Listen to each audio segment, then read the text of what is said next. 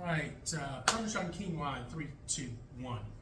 Hey everybody, Mr. B here, and welcome to the loft. I've got a very quick side dish I wanted to share with you guys. This is a Parmesan quinoa. I'm gonna throw some peas up in it, and it's absolutely delicious. Super easy, let's go.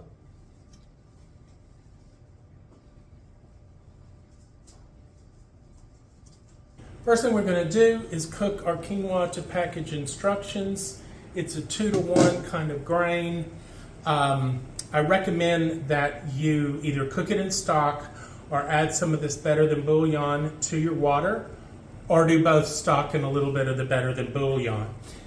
This just adds some great flavor to the quinoa. And I'll share an affiliate link in the description where you can get some of this better than bouillon stuff on the Amazon. And we're just going to add our quinoa in here. We're going to give this a stir. Cover it. Bring the heat down to just a low sort of bubble.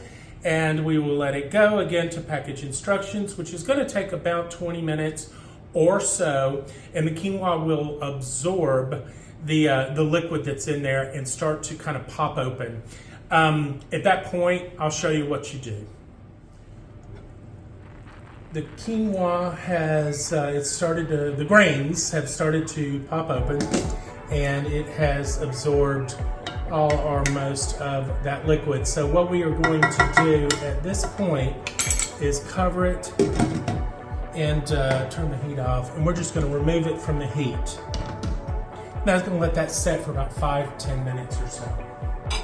The next thing we are going to do is we are going to heat up a can of Le Sueur peas. In my house, it is Le Sueur peas. This is not up for debate, okay? I've heated up some olive oil in a non-stick, about a tablespoon or so, just to where it is starting to shimmy. And we're going to add our peas into the skillet. Now, this may be a little bit strange, heating them up in a skillet versus a boiler, but you know, I find that it just gives them a better flavor, if I'm being honest. Another point of note is I drained the brine off of the peas. Even if I was using a boiler, I would do that, and then I would just, whatever liquid would be, if I'm in a boiler, it would be butter. In this case, it's going to be the olive oil. So a pinch of black pepper and just a tiny little pinch of salt here. And I'll show you why it's tiny in a minute. And we're going to heat these through.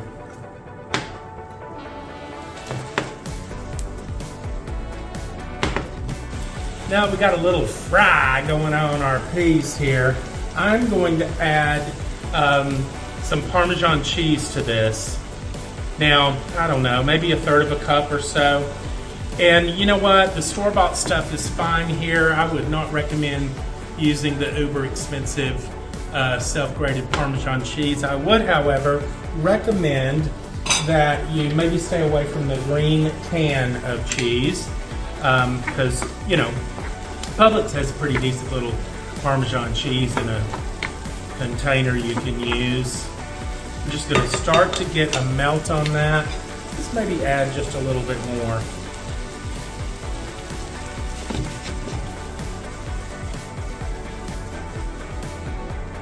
And this almost creates kind of a creamy sauce as it combines with the olive oil and the pea juice. All good, all good. All right, I'm going to carl that, done, and we're going to put this together. Now, I'm going to add my peas into the quinoa. Good, gooey, and sticky.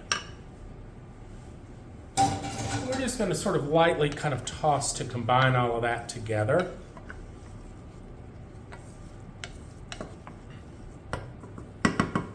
Let me give it a taste for any seasoning. That is perfect. And then, what we can do So just put this in a nice sort of serving bowl here.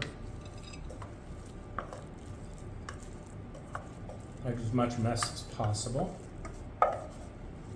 If you wanted to be super bougie here, you could hit this with just a squirt of some lemon. That would be amazing. So there you have it, guys. This is a great, simple, grainy side dish to go with any protein, any salad, whatever you want to do. It's also, it ain't too bad cold, if I'm being honest with you, you know, for one of those midnight trips to the refrigerator. Hope you enjoyed the video. Please subscribe, click like, come along for the ride, and we're going to see you next time, kids. Cheers.